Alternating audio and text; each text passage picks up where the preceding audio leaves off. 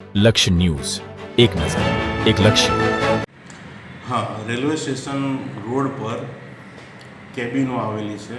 એ કેબિનો બાબતે વર્ષોથી કેબિન ધારકો અને નગરપાલિકા વચ્ચે વિવાદ ચાલે છે. અને હકીકતમાં રેલવે સ્ટેશન આગળનો રોડ પહોળો કરવા માટે નગરપાલિકાએ રસ્તો પહોળો કરવા માટે જમીન લીધેલી હતી અને એ જમીન ચંપાબાઈ ભટુલલ્લુની દીકરી એને જમીન આપી હતી 1947માં. અને આ જમીન પર નગરપાલિકાએ જે તે વખત કેબિનો મૂકતા એ ચંપાબેન જે છે એમણે કોર્ટમાં દાવો કર્યો હતો કે ભાઈ મેં રસ્તા માટે જમીન આપી છે, નગરપાલિકાએ કેબિન માટે વાપરી અને હેતુફેર કરેલો હોય, નગરપાલિકા સામે પગલાં લો અને મારી જમીન પાછી આપો. એ અનુસંધાને કોર્ટ મેટર થઈ હતી, સિવિલ કોર્ટમાં, ડિસ્ટ્રિક્ટ કોર્ટમાં અપીલ થઈ હતી અને ચંપાબેને પછી હાઈકોર્ટમાં અરજી કરતાં હાઈકોર્ટે કેસ રિમાન્ડ કર્યો હતો. અને એના પછી 1984માં નગરપાલિકાએ કેસ દાખલ પ્રાંત અધિકારી પાસે કેસ દાખલ કર્યો હતો. એ વખતે મહેસાણા જિલ્લામાં કલોલ હતું.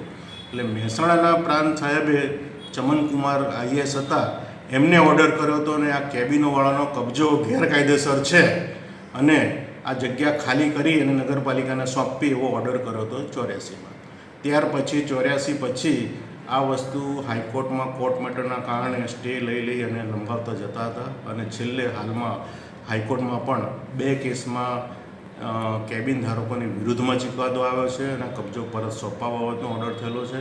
અને હાલમાં 2021ની સાલમાં હાઈકોર્ટમાં કેસ ચાલ્યો હતો અને એમાં હાઈકોર્ટે નક્કી કર્યું હતું કે જે મૂળ ભાડુઆત છે એમને તમે વૈકલ્પિક આપો. અને નગરપાલિકાએ એ વૈકલ્પિક આપવા બાબતે દરખાસ્ત સરકારમાં મોકલી હતી. અને જે પ્રમાણે અગાઉ આપણે અંડરબ્રિજ બનાવો એમાં પણ શોપિંગ સેન્ટરની દુકાનો કપાતમાં ગઈ હતી અને એમને વૈકલ્પિક જગ્યા આપણે ટાવર પાસે શોપિંગ સેન્ટર છે એમાં આપી હતી. એ ટાવરવાળા શોપિંગ સેન્ટરની દુકાનો ખાલી હતી. એ જ પ્રોજેક્ટ હાઈકોર્ટમાં પણ રજૂ કર્યો અને શહેરી વિકાસમાં પણ રજૂ કર્યો હતો. અને જેના આધારે સરકારે શહેરી વિકાસે પણ વૈકલ્પિક જગ્યા હરાજી વગર મૂળ ભાડુઆતોને આપવાની મંજૂરી આપેલી છે.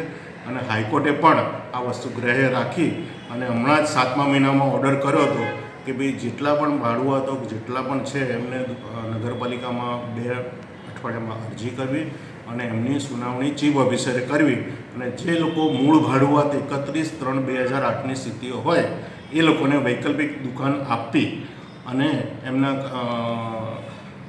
એમને કેબિનો દૂર કરવા અને જે ભાડુઆત નથી એમના પણ કેબિનો દૂર કરવા અને જે મૂળ ભાડુઆત છે એમના પણ દૂર કરી અને જે મૂળ ભાડુઆત છે એનો વૈકલ્પિક આપવાનો અને આ રીતનો ઓર્ડર કરેલો છે.